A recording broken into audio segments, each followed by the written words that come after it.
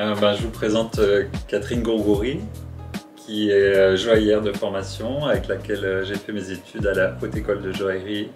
On est sorti de l'école en 1994 et elle a une manière de travailler très sensible, très féminine et très contemporaine.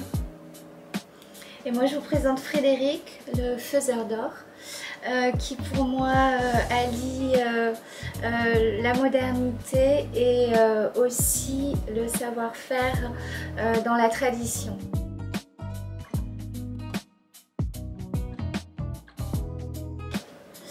Alors moi j'ai choisi la Haute École de Joaillerie parce que venant de province, on était beaucoup basé sur les longues études. Et moi, j'ai toujours cru en fait à l'artisanat. Du coup, pour moi, arriver à Paris dans le métier de la joaillerie, c'était essentiellement la Haute École de Joaillerie. Moi, je voulais être joaillier depuis que j'ai 6 ans en fait. Quand j'étais petit, je voulais être joaillier. Et surtout, je voulais apprendre ce métier-là le mieux possible. Et quand j'ai su qu'il y avait une formation à Paris, à la Haute École de Joaillerie, je me suis inscrit au concours et j'ai pu faire mon parcours pendant 4 ans rue du Loup.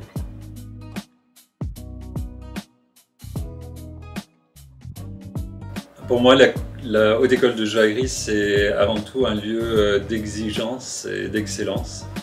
Et l'enseignement qu'on a reçu pendant 4 ans dans cette école m'a vraiment permis d'acquérir ces deux qualités-là. Et puis aussi, ce qu'on a reçu de nos professeurs, c'est cette passion pour notre métier, la joaillerie et la haute joaillerie. Et ça, c'est quelque chose qui m'a porté pendant toute ma carrière et qui, j'espère, va continuer à porter longtemps. Et pour ma part, la Haute École de Joaillerie a permis de me découvrir et de trouver ma voie, tout simplement.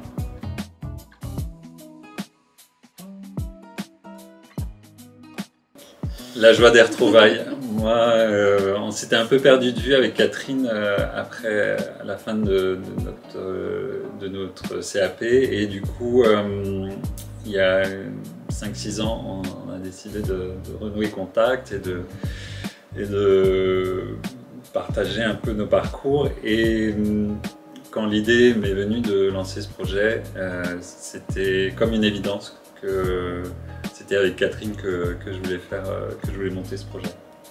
Et retrouver Frédéric, pour moi, ça a été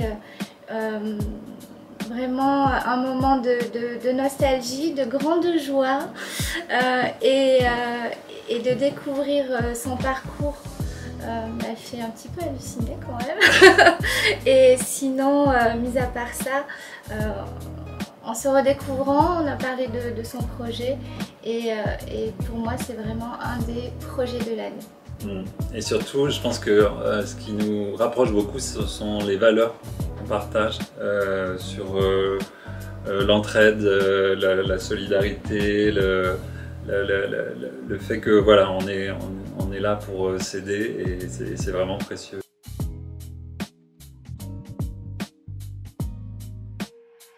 Alors, le projet du faiseur d'or, c'est un concept un petit peu original puisqu'il n'y a pas vraiment de création à proprement parler. Il s'agit de rééditer des pièces anciennes qui ont été créées et fabriquées entre l'époque gauloise et la Renaissance.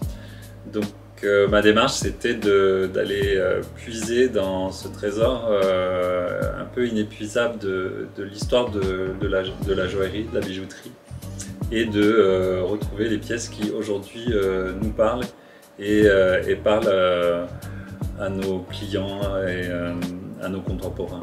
Un merveilleux projet qui allie, donc, comme je disais, le passé, le présent et le futur, mais c'est surtout dans l'esprit de transmission et de savoir que l'on peut porter un bijou qui a vécu, qu'on fait vivre et qui vivra avec d'autres personnes aussi. C'est vraiment sur toute une époque.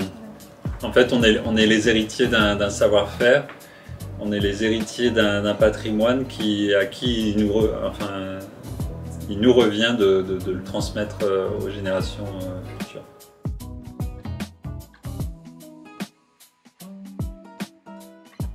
Alors, ma petite anecdote, c'est lorsque je travaillais donc, pour l'atelier Place Vendôme, on a eu l'occasion de faire toute une parure, donc un bracelet, une bague, or, pierre, perles, diamants, pour un bébé de 8 mois.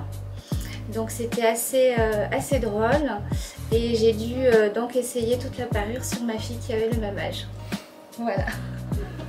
Et moi, une des plus belles anecdotes dont je me souviens, c'est une rencontre sur le rooftop d'un hôtel avec Catherine Deneuve, avec laquelle pendant 1 heure on a parlé de sa passion pour la joaillerie et de son attachement au travail de Suzanne Belperron, et ça c'était juste inoubliable.